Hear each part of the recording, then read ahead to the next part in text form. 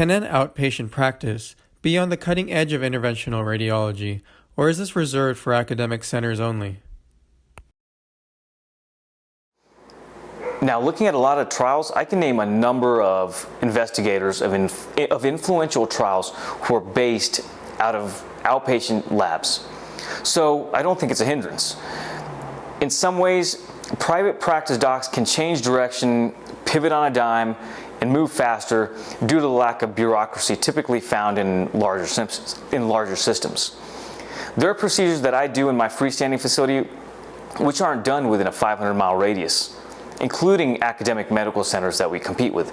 An example of this is geniculate artery embolization for knee pain or embolization for frozen shoulder. However, outpatient practice can be a hindrance to progress from a reimbursement standpoint. Hospital systems and academic facilities have larger budgets to absorb costs that are not reimbursed in outpatient facilities. Off the top of my head, I can think of two things that fall into this category. Drug-eluting balloons.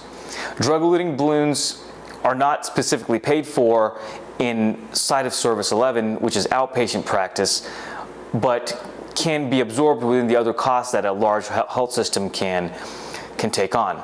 Another one is investment in endovascular robotics. That involves a huge capital outlay, which a large organization can do, and is really out of the goal of a small outpatient lab.